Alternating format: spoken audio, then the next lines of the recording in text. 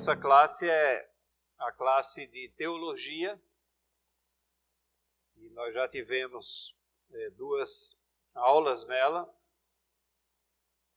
Eu estava viajando, creio que o reverendo Leandro trouxe as 2 aulas. Nós temos uma escala e cabe a mim hoje falar sobre esse tema que aí está, inspiração das Escrituras. Vamos orar?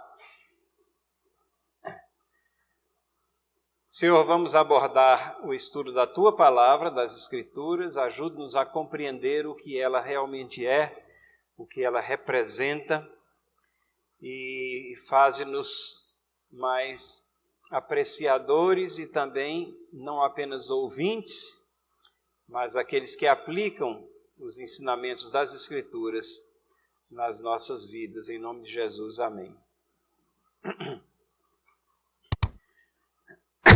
Pode abrir a mão.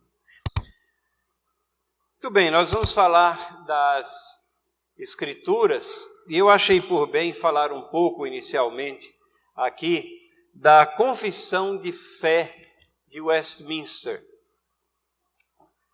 Obviamente que a maioria já ouviu falar sobre a Confissão de Fé, já ouviu o que é a Confissão de Fé de Westminster.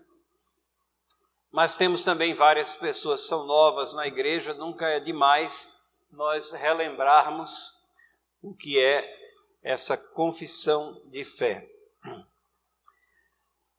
A Igreja Presbiteriana do Brasil, ela é o que nós chamamos de uma igreja reformada, porque ela se baseia na teologia da reforma do século XVI.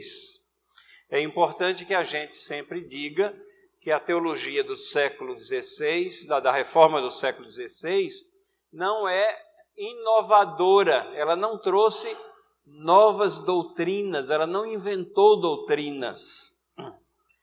Mas a reforma do século XVI foi um movimento de retroação à palavra de Deus.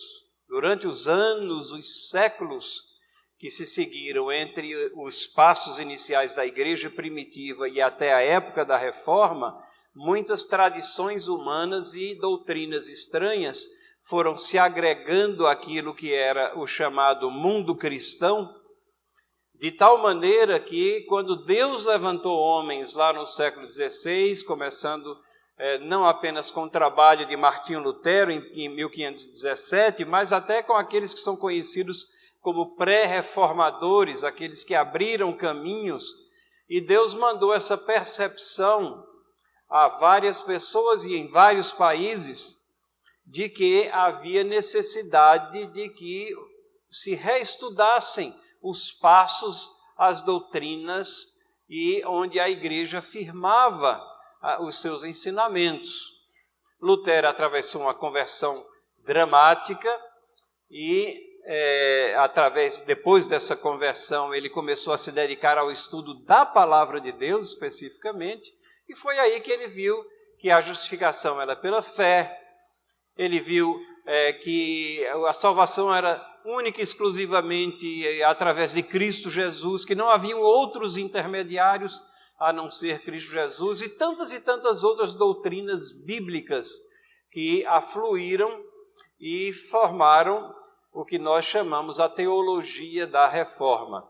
Os ventos da teologia da reforma sopraram em diversos países. Calvino, que veio depois de Lutero, o seu ministério foi depois de Lutero, e aí já mais na cidade de Genebra, ele aplicou também todos esses ensinamentos de retornar à palavra de Deus. Foi um profundo estudioso da palavra de Deus, escreveu muito, escreveu comentários, escreveu um tratado de teologia sistemática chamado Institutas da Religião Cristã, e foi muito importante nesse mundo reformado, como foram outros também, Zwinglio, Melanchthon e tantos outros que seguiram-se a Lutero, que construíram em cima desse grande servo de Deus.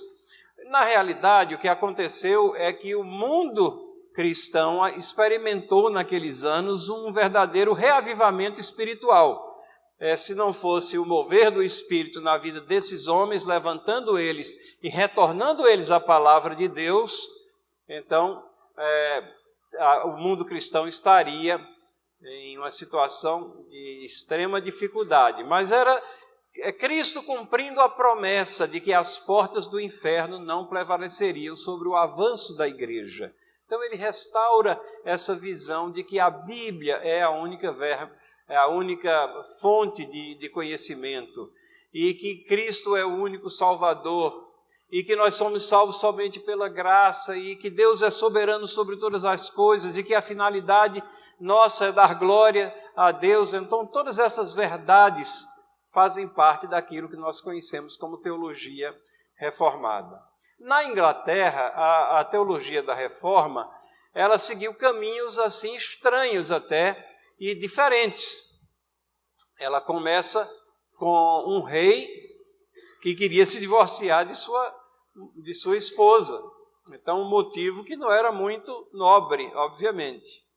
E então ele ele quebra relacionamento com Roma, porque na Inglaterra era também o reinado da Igreja Católica de Roma, e o rei Henrique VIII se declara o chefe da igreja e com isso consegue o divórcio e casa novamente, e ele gosta tanto que ele casa mais 6 vezes, né? Com pessoas diferentes, obviamente, não era com a mesma mulher. Mas essa quebra de Roma, o que a gente tem que entender é que Deus está agindo soberanamente na história, e essa quebra de Roma abriu as portas. Abriu as portas para quê? Para que a influência da reforma que estava na Europa entrasse também na Inglaterra, e obviamente que até os reis que são regentes soberanos, profundamente enraizados em todas as coisas, são mortais, eles passam, e as doutrinas da reforma começaram a penetrar na Inglaterra. Principalmente porque no início houve uma grande perseguição na Escócia, e John Knox, que era um líder lá na Escócia, um líder religioso na Escócia, ele fugiu para Genebra, e lá ele foi influenciado pela reforma da forma mais direta possível, com o trabalho de Calvino, e em John Knox que os presbiterianos têm as suas raízes históricas, né? Ele fundou a igreja presbiteriana lá na Escócia, e fundou não em cima de novidades humanas, mas naquilo que ele achava que representava a forma mais bíblica possível, como nós encontramos em 1 Timóteo capítulo 3, no primeiro capítulo de Tito, uma igreja constituída com presbíteros, onde você tem alguns que se afadigam na palavra, que são os presbíteros docentes, outros que são os presbíteros regentes, e estruturas que procedem da igreja e não da engenhosidade humana. Nesse meio tempo, na sequência desses anos aí, se a gente lembrar que a reforma é datada de 1517, a gente agora está falando em 1640, onde reina uma grande confusão lá na Inglaterra. O rei Carlos I agora pretende voltar ao catolicismo e cria uma briga enorme com o parlamento britânico, e eles se reúnem, comissionados pelo rei, mas o rei pressionado para promover essa reunião, e ali temos as datas aí, em 1643, começa essa grande reunião do parlamento inglês, que era para discernir e constituir as bases do governo, mas também se dedicar às questões da igreja, porque temos que nos lembrar que a igreja naquela época era uma igreja nacional. E 151 teólogos integravam esse parlamento e se dedicaram a fazer uma confissão de fé. A confissão de fé, como a própria reforma, não é um documento que cria doutrinas, mas é uma espécie de livro de teologia sistemática, um tratado de teologia sistemática, que volta à Bíblia e começa a explicar e a coletar os textos para ver o que é que a Bíblia ensina.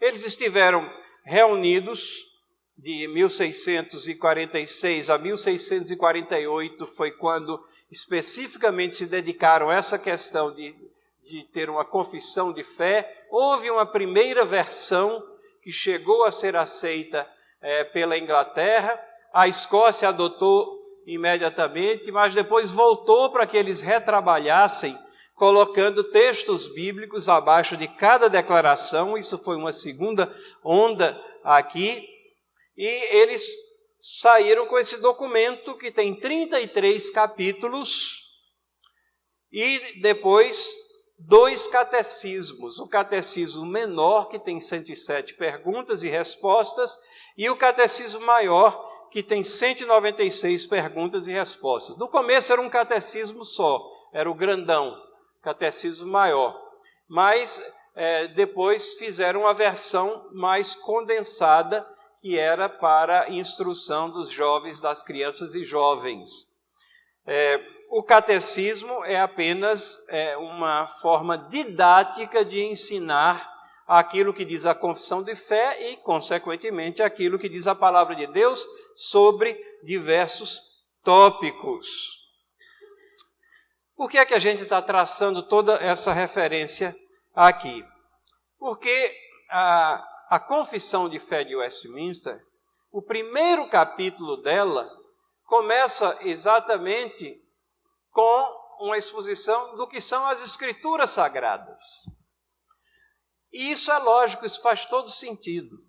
Se você quer saber sobre verdades espirituais, coisas eternas que definem o seu destino, aonde é que nós vamos encontrar respostas às nossas indagações, aonde é que nós vamos encontrar respostas às questões relacionadas com a divindade, com a natureza humana? Nas Escrituras Sagradas. Não é na nossa intuição, não é na dedução de um ou de outro, não é através de uma síntese de opiniões contraditórias de pessoas pecadoras, humanas, falíveis. É na palavra de Deus, onde Deus revela-se a si mesmo. Então faz todo sentido que o primeiro capítulo dela seja sobre as Escrituras Sagradas. E é isso que nós estamos estudando desde a primeira aula aqui de teologia sobre as Escrituras Sagradas. Essa é a terceira aula e nós vamos falar especificamente da inspiração das Escrituras. Só concluindo aqui sobre a confissão de fé, ela começa com as Escrituras e termina, o último capítulo, 33, é sobre as últimas coisas, ou chamamos de escatologia, a doutrina dos últimos tempos ou das últimas coisas.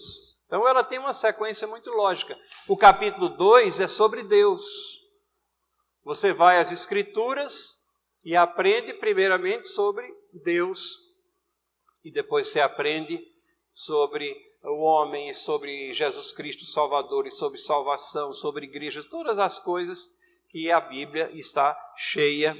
E essa confissão de fé, quando chegou nos Estados Unidos, a Igreja Presbiteriana foi fundada em 1798 nos Estados Unidos, ela foi adotada também pela Igreja Presbiteriana com uma pequena modificação no que ela fala do relacionamento do governo com a igreja.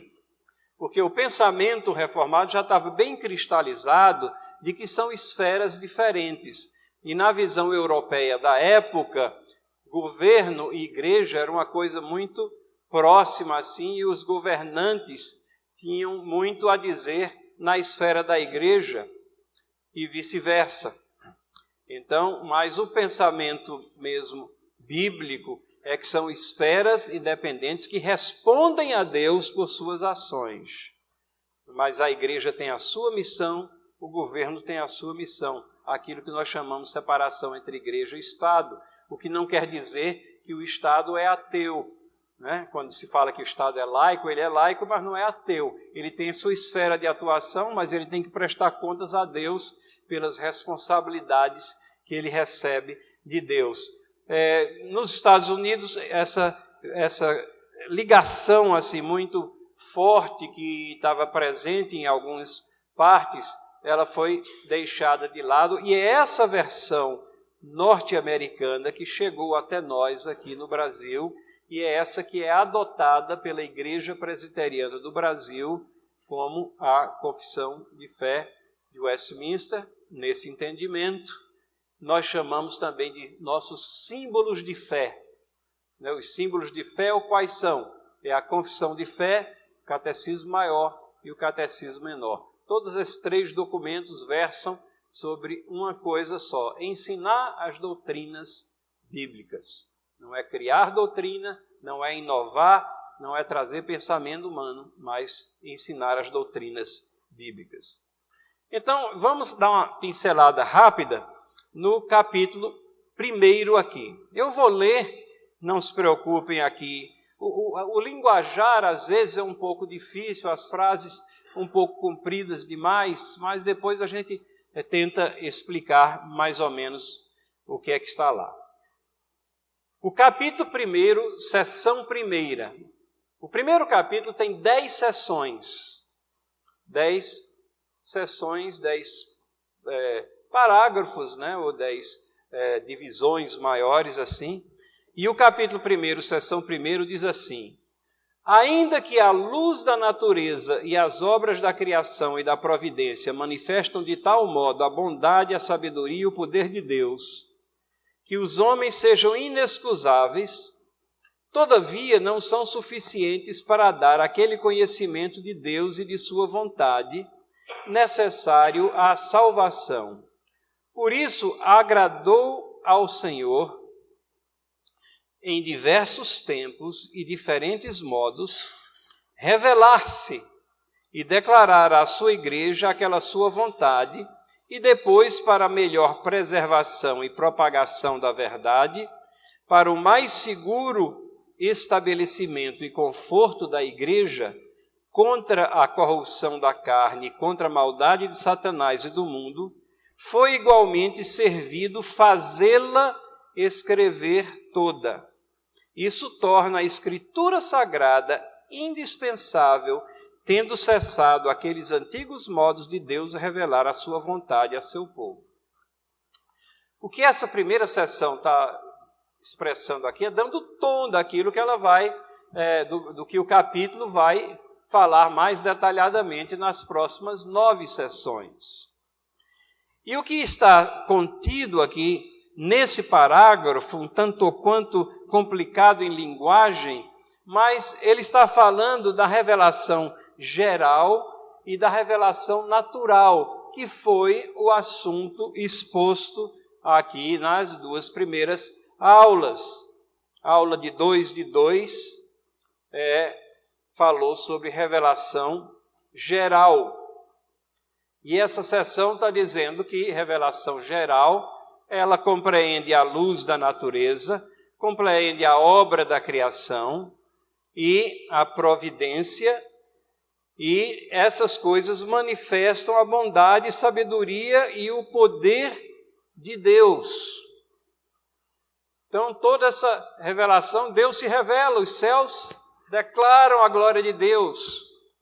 Romanos 1 também fala de que os homens têm a revelação, né, geral ou natural, mas há também, aqui contido nessa primeira sessão, palavras sobre a revelação especial, que também foi falada na primeira, ou talvez na segunda aula também. E a sessão diz que para conhecimento de Deus, para que nós conheçamos verdadeiramente Deus, a sua vontade, Ele fez com que a sua revelação fosse escrita toda, fosse escriturada, registrada. Ela não está apenas ao nosso redor. Nós não somente pisamos no mundo de Deus e somos governados por um Deus soberano, mas nós temos de forma proposicional, objetiva, algo escrito, uma carta que Deus escreveu para as pessoas, revelando quem Ele é, quem nós somos, qual o nosso destino, como é que nós somos amados, como podemos ser salvos, quem é o autor da salvação, o que é a fé e tantas outras coisas que estão contidas não na revelação natural ou geral, mas na revelação espiritual. Deus fez escrever toda essa revelação para a nossa salvação, para a preservação da verdade, são todas as expressões que estão contidas na primeira sessão, para propagação da verdade, para que a verdade possa ser propagada geração após geração, sem mudanças. Lembram da reforma do século XVI, que a gente teve que, os reformadores tiveram que voltar a alguma coisa. Eles voltaram para quê? Para as Escrituras. Por que é que a igreja saiu fora dos trilhos naqueles séculos? Porque congelou-se as Escrituras numa língua morta. Essa foi uma das razões. Estava disponível somente, nem era nas línguas originais, mas uma língua que morreu, o latim. E quem sabia latim? Somente um punhado, aqueles líderes, os clérigos sabiam latim e as pessoas não tinham acesso, eram privadas de ter acesso às Escrituras. Então, qual era a verdade que era propagada? Não era a verdade realmente, mas eram as tradições humanas que eram incorporadas e transmitidas de geração em geração. Mas as Escrituras estavam lá. Então, os reformadores voltaram às Escrituras e lá encontraram os caminhos de salvação, a verdade preservada. A Bíblia fala do povo judeu, a nação judaica no Antigo Testamento, como os guardiões dos oráculos de Deus. Eles foram os preservadores das verdades de Deus e entregando a era neotestamentária para a igreja se espalhar por povos, tribos, raças, nações. Propagação da verdade para seguro estabelecimento e conforto da igreja. Como é que a igreja é instruída? Com mensagens que refletem as Escrituras, que expõem as Escrituras, onde ela é aberta ao entendimento. E o povo de Deus tem acesso às Escrituras e podem fazer como aqueles a quem Paulo pregou, que depois de ouvirem a Paulo, foram até as Escrituras para verificar se as coisas que eles estavam falando eram realmente aquelas. Então, é um ponto de julgamento, é um fio de prumo. E, finalmente, contra a corrupção da carne e maldade de Satanás. É através das Escrituras que o horror do pecado é também exposto, revelado. E o contraste traçado entre obras da carne, fruto do Espírito, entre uma humanidade caída em pecado e uma gloriosa salvação que vem através de Cristo Jesus. Então, a revelação especial, as Escrituras são necessárias. E aí, temos a seção 2, que é o segundo parágrafo, o segundo trecho, que diz assim: sob o nome de Escrituras Sagradas ou Palavra de Deus escrita, inclui-se agora todos os livros do Antigo e do Novo Testamento, que são os seguintes. E aí vocês não conseguem enxergar nada naquele quadrinho que eu coloquei ali, né? Mas não desesperem, eu coloquei aí a aula de 1º de março, porque eu andei dando uma olhada na programação, e o reverendo Leandro vai estar falando sobre o cânon das Escrituras. Então, provavelmente, ele vai estar falando sobre isso. Mas eu creio que é importante que a gente saiba os livros que compõem a palavra de Deus. Agora está um pouquinho melhor, apesar de estar ilegível ali naquela parte vermelha, mas essas transparências vão estar disponíveis no site da igreja. Isso aqui é uma tabelazinha chamada Tabíblia, não é tabela, é Tabíblia. E ela é semelhante à tabela dos elementos atômicos de dos elementos, né, que compõem o universo físico, numa tabela química, né? Ela é codificada por cores e tem todos os livros da Bíblia. E é fácil a gente achar que sabe quais são os livros da Bíblia, até que alguém manda a gente procurar. Hoje nós vamos pregar em Naum capítulo 1, e você fica lá procurando, né? Ou então procurando ver onde é que 3º João se esconde ali, porque a gente não decorou. Algumas crianças aqui que vieram do departamento infantil decoram desde o departamento infantil e tem mais facilidade. Outros se converteram mais tarde, não memorizaram. Mas como é importante nós memorizarmos os nomes e a sequência, para que nós possamos manusear bem e achar os trechos da Bíblia. Então aqui em cor de rosa, lá em cima, né, Gênesis, Êxodo, Levítico, Número, Deuteronômio, o Pentateuco, os 5 livros que Moisés escreveu, quase que a totalidade dele. Eu digo que quase que a totalidade porque está registrado lá o falecimento de Moisés, né? Então alguém completou, que provavelmente foi Josué que completou, nós acreditamos.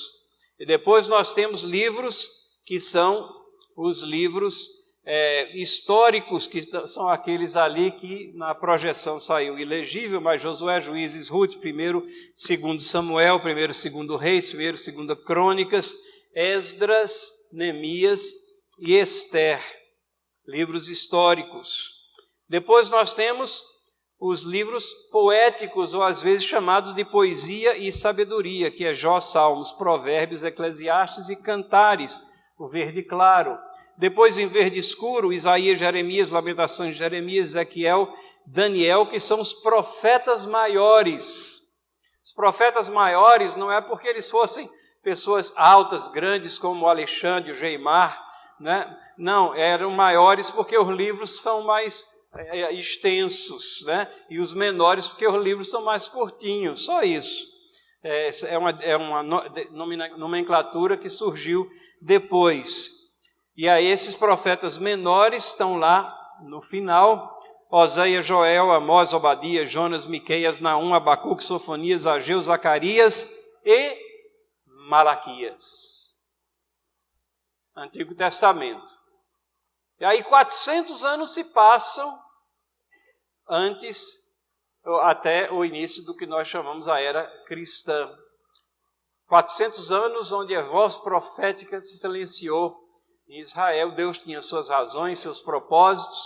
Possivelmente o reverendo Leandro vai abordar isso depois em maiores detalhes, mas nós temos um Novo Testamento, começando com os evangelistas. Os evangelistas não contam 4 histórias diferentes, eles contam a mesma história de pontos de vista diferentes. Os primeiros 3 são chamados evangelhos sinóticos, porque praticamente contam os mesmos períodos da vida de Cristo. E o evangelho de João, que foi escrito depois, lá para o ano 92, 93 da era cristã, ele dedica um grande espaço de tempo à última semana, aos últimos dias de Cristo, né? É como se ele estivesse completando ali aquele trabalho dos 3 primeiros evangelistas, Mateus, Marcos, Lucas, João, os evangelhos. E aí a gente tem, olha, um ilegívelzinho ali, vermelho, que é Atos, e ele é um livro histórico. Da mesma forma que no Antigo Testamento nós temos livros históricos, o livro de Atos é o livro histórico do Novo Testamento. As cartas de Paulo, elas são ali em azul claro: Romanos, 1º e 2º Coríntios, Gálatas, Efésios, Filipenses, Colossenses, 1º e 2º Tessalonicenses, 1º e 2º Timóteo, Tito, Filemão, e depois as outras epístolas, as outras cartas: Hebreus, Tiago, 1º e 2º Pedro, 1º, 2º e 3º João, Judas, que não é o traidor, é outro, né? E, finalmente, um livro profético que é Apocalipse, que é aquele lá do cantinho. E nesses quadradinhos, quando vocês baixarem essa tabela, tem o número de capítulos e tem várias outras informações, tem quantos versículos tem. Informações não são tão cruciais assim, mas tem debaixo da sigla o nome do livro. É importante que a gente saiba identificar, porque nas citações você sempre tem de forma abreviada.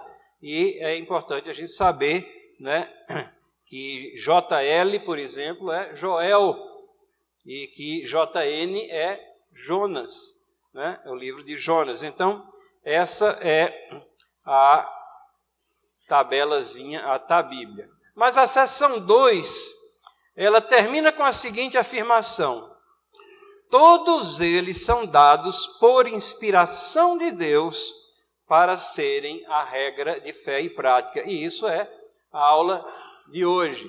Vocês veem que a gente está pulando um pouquinho, né?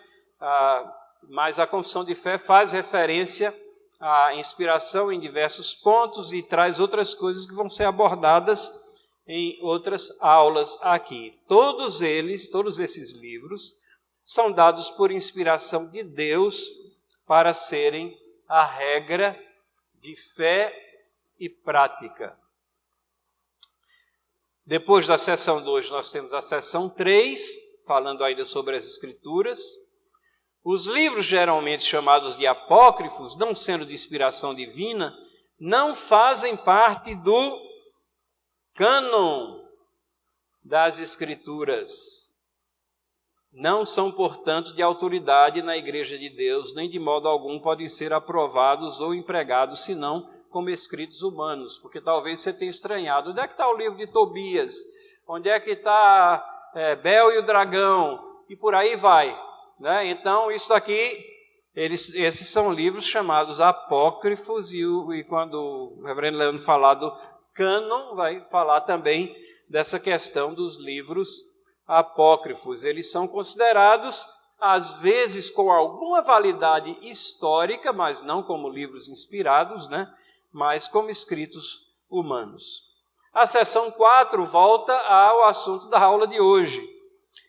Seção 4 diz assim: a autoridade das Escrituras sagradas, razão pelas quais devem ser cridas e obedecidas, não depende do testemunho de qualquer homem ou igreja, mas depende somente de Deus. A mesma verdade que é o autor tem, portanto, de ser recebida, porque é a palavra de Deus. Essa é uma daquelas declarações que tanto diz respeito à inspiração, porque foi inspirada pelo Espírito Santo. E o Espírito Santo está nos nossos corações, habita no meio das pessoas que integram o povo de Deus. Então, é o Espírito que nos convence também dessa inspiração, mas essa também é uma afirmação que diz respeito ao cânon, como é que esses livros foram considerados aqueles inspirados aqui. E depois da seção 4 tem a seção 5, que eu vou ler e depois dar uma palavrinha. Pelo testemunho da igreja, podemos ser movidos e incitados a um alto e reverente apreço pelas Escrituras sagradas, a suprema excelência do seu conteúdo, a eficácia de sua doutrina, a majestade do seu estilo, a harmonia de todas as suas partes, o escopo do seu todo, que é dar a Deus toda a glória, a plena revelação que faz do único meio de salvar-se o homem, as suas muitas outras excelências incomparáveis e completa perfeição, são argumentos pelos quais abundantemente se evidencia ser ela a palavra de Deus. Contudo, a nossa plena persuasão e certeza da sua infalível verdade divina, autoridade, provém da operação interna do Espírito Santo, que pela palavra e com a palavra testifica em nossos corações. Também uma declaração, né, uma frase aqui, quilométrica, bem ao estilo da época, mas o que é que está falando aqui essa seção 5? Ela está dizendo que o testemunho da igreja fiel, né, testemunho da igreja, a igreja fiel, a igreja que se baseia na Bíblia, que prega a Bíblia. é uma evidência de que a Bíblia é a palavra de Deus e ela traz apreço e reverência pela palavra. Uma igreja fiel que prega a palavra, ela produz apreço e reverência pela palavra. Ela demonstra também a excelência do conteúdo e a eficácia da doutrina. As pregações e o ensino que flui de uma igreja fiel, elas estão sempre exaltando e as pessoas são convencidas de que ali nós temos, nesse livro, algo excelente. Como diz o Salmo 19, coisas que são mais desejáveis do que o ouro, mais doces do que o mel, excelência do conteúdo e eficácia da doutrina. Às vezes nós nos esquecemos disso, nós não somos pragmáticos, ou seja, nós não agimos porque pensamos que alguma coisa vai funcionar ou não, mas muitas vezes, na ânsia de nós termos o nosso proceder pautado por princípios, nós esquecemos que as coisas de Deus, as leis de Deus, os princípios de Deus funcionam. Eles não são camisa de força, mas eles representam o que há de melhor para nós e Deus quer o melhor para nós, sim. Então, a eficácia da doutrina, o que Deus requer é o que há de melhor para nós. O que Deus nos comanda são aqueles caminhos mais perfeitos ao nosso caminhar. Pelo testemunho da igreja, nós também somos levados a compreender a majestade do estilo e a harmonia. A Bíblia, tantos autores ali reunidos nesses livros, mas ela tem uma harmonia, um tema predominante, uma progressão de conhecimento que vai sendo construído em cima de conhecimento prévio. E um estilo que faz com que nós, a mais simples das pessoas, entenda também e com profundidade. Então, é algo realmente que se sobressai, que não tem nada comparável em outro livro, em outra literatura. Pelo testemunho da igreja, nós também vemos o escopo do todo e a revelação de que só há um meio de salvação, só há um nome no qual há salvação, que é Jesus Cristo. Não existem vários caminhos, mas Ele é o caminho, a verdade, a vida, e ninguém consegue reconciliação com o Pai, ninguém vai ao Pai senão através dele. Pelo testemunho da igreja, nós entendemos, compreendemos outras excelências incomparáveis e a completa perfeição da Bíblia.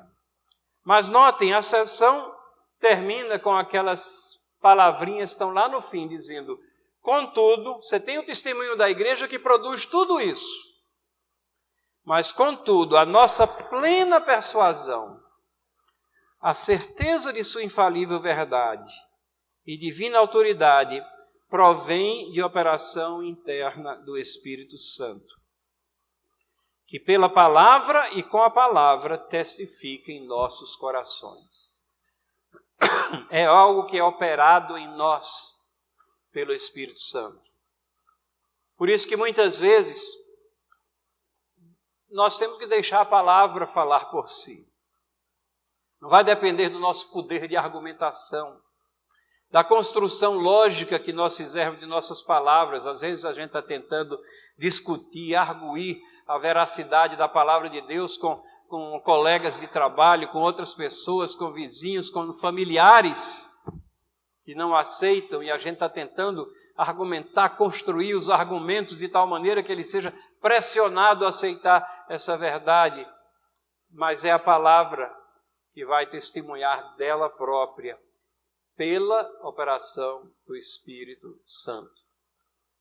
E é por essa razão que, às vezes, aquelas pessoas de grande inteligência ou entendimento acadêmico, elas passam ao largo e não aceitam, e pessoas simples aceitam a palavra de Deus, o Espírito Santo trabalhou naquelas vidas, mas também outros que têm grande formação acadêmica, quando o Espírito Santo toca em suas vidas, eles verificam que todas as doutrinas aqui ensinadas se encaixam, estão atreladas umas às outras, e você não pode descartar uma delas tentando preservar o resto. É algo que você recebe com alegria na sua inteireza. Não vou me deter aqui, mas só para a gente fechar o que só vou referir os tópicos, as 5 últimas sessões, e a última eu leio ela integralmente. A sessão 6 fala da suficiência das Escrituras, a sessão 7 fala de coisas difíceis que as Escrituras têm, ou seja, é um documento muito realista, tem coisas difíceis sim na Bíblia, mas fala também de que há clareza espiritual. Seção 8 fala que as Escrituras, nós sempre temos as línguas originais e nos referimos a ela. E também essa é uma ocasião propícia para que nós falemos também das traduções. E as traduções, perde-se então a inspiração quando você tem uma tradução? Não. Nós temos lá sempre o referencial e a tradução é a forma de comunicação mais eficaz para que nós compreendamos as Escrituras. Por isso que ela foi escrita em hebraico no passado, não porque hebraico fosse uma língua santa, e grego no Novo Testamento, não porque o grego fosse uma língua santa, mas porque era a língua falada para o povo que tinha que entender as Escrituras no Antigo Testamento. E o grego, numa era de internacionalização, o grego era o inglês da época, não era nem o grego clássico que as pessoas estudavam, mas o grego que era utilizado nas tratativas comerciais, nos documentos que eram trocados entre as pessoas. Era a língua franca que ela falada nos diversos países, por isso que ela foi escrita em grego. E no momento em que se congelou ela numa língua, se agiu contra as Escrituras.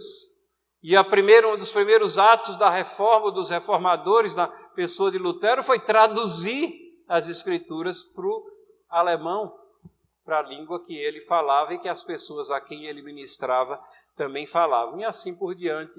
E nós temos excelentes traduções aqui em português também para a compreensão das Escrituras.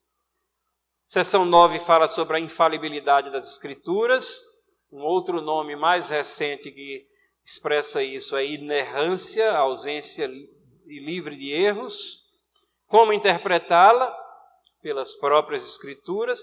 E a seção 10, que fecha todo esse primeiro capítulo da Confissão sobre as Escrituras, diz assim: o juiz supremo pela qual todas as controvérsias religiosas têm de ser determinadas e por quem serão examinadas, todos os decretos de concílios, todas as opiniões particulares, o juiz supremo em cuja sentença nos devemos firmar, não pode ser outro senão o Espírito Santo falando nas Escrituras. Ele inspirou as Escrituras, ele escreveu, esse é o juiz de todas as controvérsias. Essa é a visão da reforma. Não existe, pode juntar 300.000 pessoas num grande concílio e se a opinião delas for contrária às Escrituras, não vale nada. Pode ser a pessoa sumidade maior, a pessoa mais carismática que arrebanha atrás de si milhões de seguidores, que consegue reunir no Rio de Janeiro 1 milhão de pessoas. Se o que for falado for contrário às Escrituras, pode descartar, porque o fio de prumo aqui é o Espírito Santo falando nas Escrituras. Todas as opiniões particulares ou decretos de concílio nada são se forem contrário às Escrituras. Então, quais são alguns pontos a esclarecer, tendo dado essa pincelada rápida aqui na importância das Escrituras, ao ponto em que a confissão de fé que nós adotamos tem um capítulo inteiro no início falando só das Escrituras, e que nós só arranhamos a superfície, né, e estamos pensando o ponto só da inspiração, alguns pontos a esclarecer sobre a inspiração das Escrituras. Primeiro, toda a Bíblia foi dada por inspiração divina. Assim, a Bíblia ou as Escrituras Sagradas são a regra infalível de fé e prática para todas as pessoas. Não é uma parte só da Bíblia, mas toda a Bíblia foi dada por inspiração divina. Quando nós falamos da Bíblia, o outro nome é falar Escrituras Sagradas, ou a Escritura Sagrada. Às vezes está no singular, às vezes está no plural, a referência é sempre a mesma coisa. É a coletânea de 66 livros. O nome Bíblia significa exatamente isso, uma coletânea de livros, né? Escrituras Sagradas já é uma referência sagradas porque são documentos que foram escriturados, escritos, e que são sagrados, separados para um fim específico, que é transmitir as verdades divinas de uma maneira infalível, regra infalível de fé e prática. Não há divórcio, não pode haver divórcio entre fé e prática.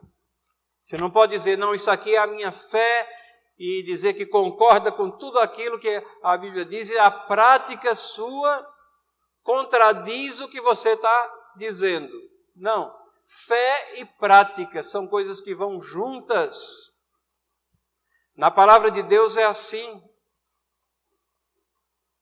O apóstolo Paulo, falando a Timóteo, diz, tem cuidado de ti mesmo e da doutrina. Ou seja, cuide da sua vida e cuide dos ensinamentos que você faz. A sua fé, que é a base dos ensinamentos, mas cuide de sua vida também, da prática. A palavra de Deus diz também que nós não devemos ser somente ouvintes, mas praticantes daquilo que nós ouvimos. As duas coisas estão entrelaçadas aqui. A doutrina da inspiração não é uma invenção humana. Ela se baseia na própria palavra de Deus. 1 Pedro 1, 21 diz assim, porque nunca jamais qualquer profecia foi dada por vontade humana. Entretanto, homens santos falaram da parte de Deus, movidos pelo Espírito Santo. Movidos pelo Espírito Santo. No Antigo Testamento, os profetas prefaciavam as declarações, as correções de rumo, as condenações que deveriam fazer, as exortações, as palavras de conforto. Assim diz o Senhor. Deus utiliza pessoas para a transmissão das suas palavras, das suas verdades, dos seus ensinamentos. E Ele escolheu aqueles que haveriam de escriturar, de escrever, de registrar esses livros que nós temos e que nós chamamos de Bíblia. Paulo tinha essa convicção também quando ensinava, ele diz, disso também falamos, não em palavras ensinadas pela sabedoria humana, mas ensinadas pelo Espírito, conferindo coisas espirituais com espirituais. 1 Coríntios 2,13. E lá, em 2 Coríntios 13,3, ele usa essa expressão, em mim, Cristo fala. Espírito Santo, utilizando a pessoa de Paulo. 1 Tessalonicenses 2,13 diz assim, tendo vós recebido a palavra que por nós ouvistes, que é de Deus, acolhestes não como palavras de homens, e sim como em verdade. Como em verdade é a palavra de Deus, a qual com efeito está operando eficazmente em vós, os que credes. Então, Paulo está dizendo aos Tessalonicenses que eles receberam ensinamentos dele, eles ouviram ensinamentos dele, e eles foram acolhidos. O testemunho do Espírito Santo na vida daquelas pessoas, ao acolher esses ensinamentos, eles tinham essa convicção de que ali não era a palavra de um mero homem, de Paulo. E ele diz, com verdade é isso, é a palavra de Deus, e ela está operando eficazmente em vós os que credes, está dando fruto, está dando evidência nas suas vidas, vidas transformadas, numa era em que todo mundo quer ver milagres. O grande milagre, gente, são vidas transformadas, vidas que estavam direcionadas à perdição eterna e que são transformadas pelo poder milagroso do Espírito Santo de Deus. Esse é o grande milagre, nós somos testemunhas disso cada dia, de que Deus transforma vidas, muda persuasões, muda direcionamentos. Pedro escreveu isso aqui sobre Paulo. Eu achei esse um dos trechos mais bonitos sobre a inspiração. Ele disse assim, o nosso irmão Paulo vos escreveu segundo a sabedoria que lhe foi dada, ao falar acerca desses assuntos, como costuma fazer em todas as suas cartas, nas quais há certas coisas difíceis de entender.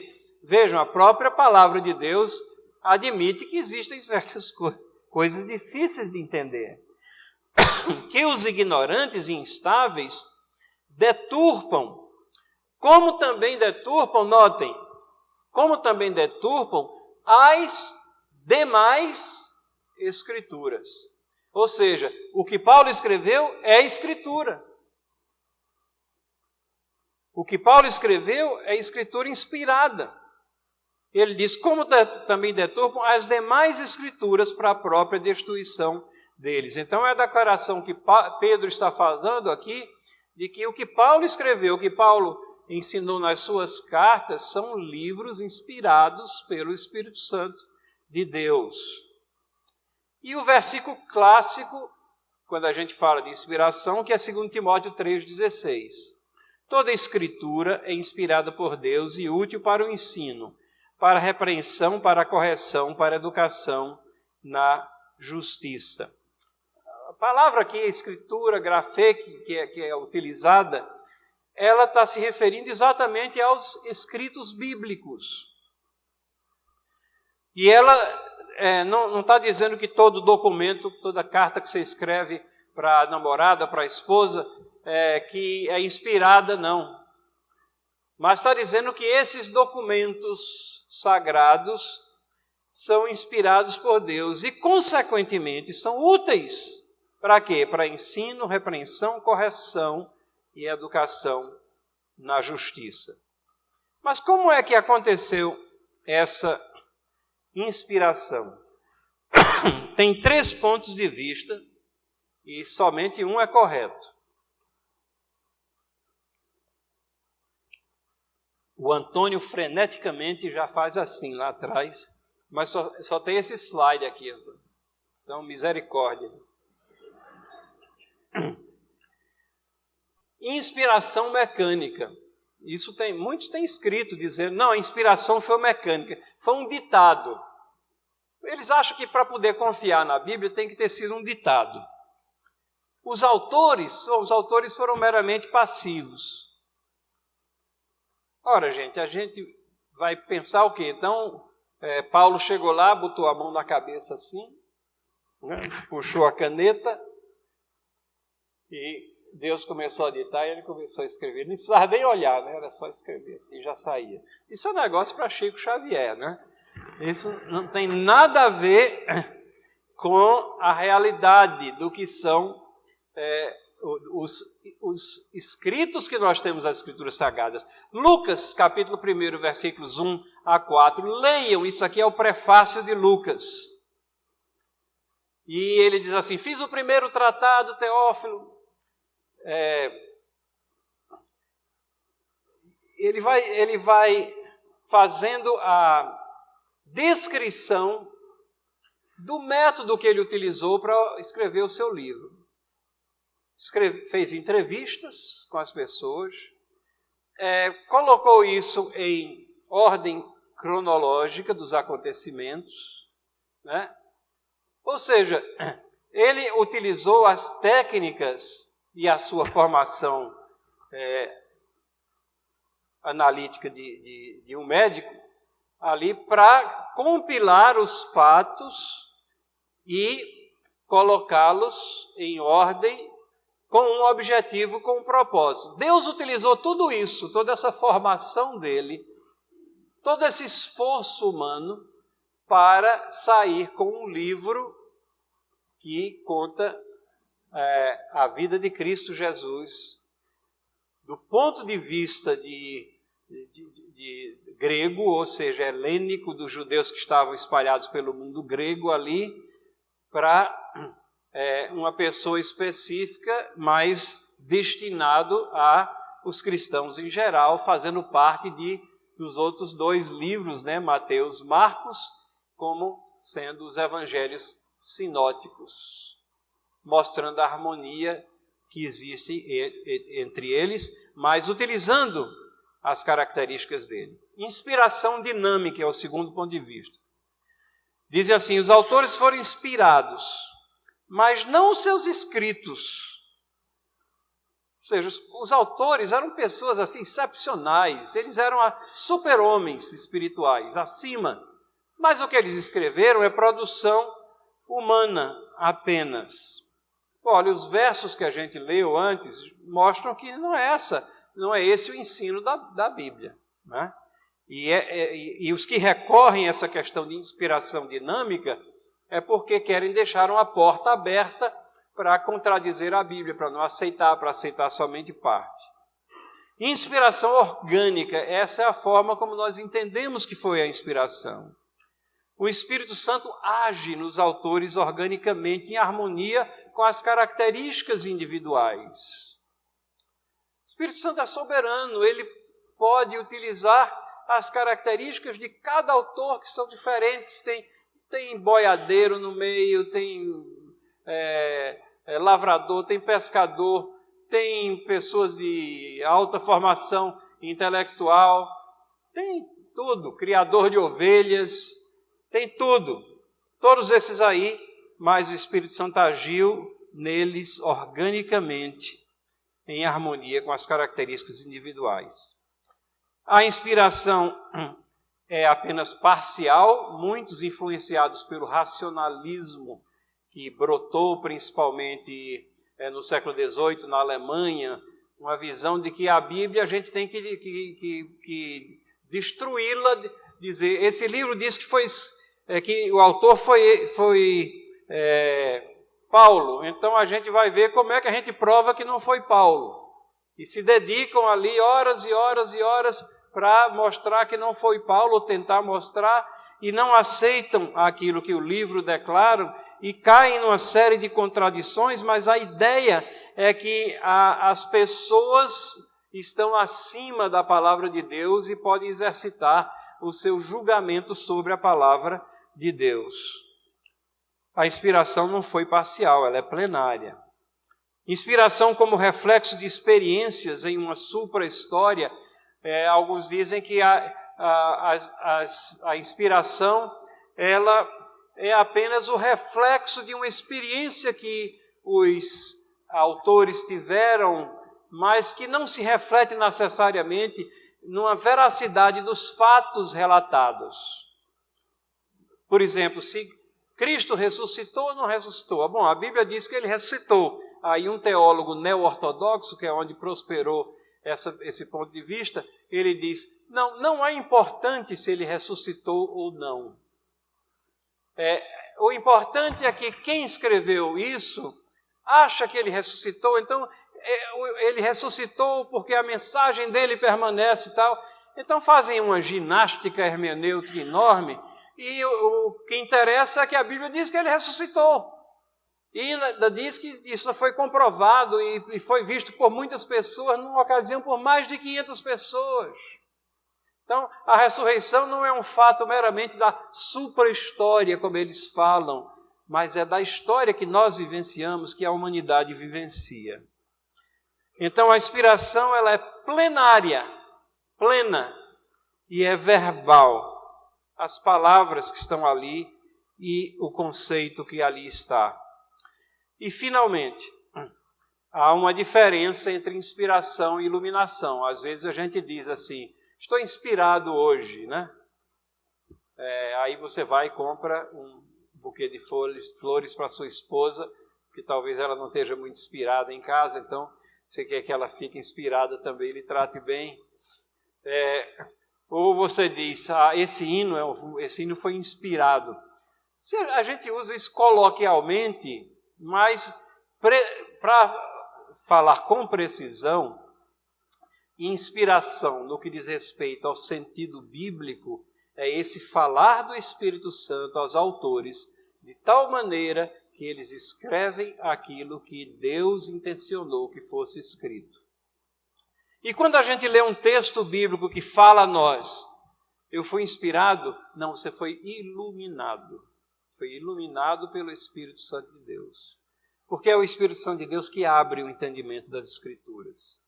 Então, ele inspirou os autores, inspirou a palavra de Deus, e ele ilumina o nosso entendimento, graças a Deus. Próxima lição vai ser o reverendo Leandro, a inerrância das Escrituras, que Deus conceda a cada um uma semana abençoada. Desculpem por ter estourado o tempo aí.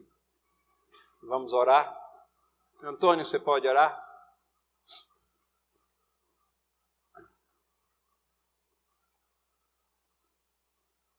Santíssimo Deus, eterno Pai, grande Deus de amor, te agradecemos, Pai, por mais uma vez na tua casa podermos aprender mais algo pertinente ao Senhor, pertinente ao teu reino e sabermos como podemos servi-lo a cada dia na nossa imperfeição. Conhecer mais ao Senhor é conhecer as nossas limitações e também conhecer a nossa dependência, única e exclusivamente no Senhor.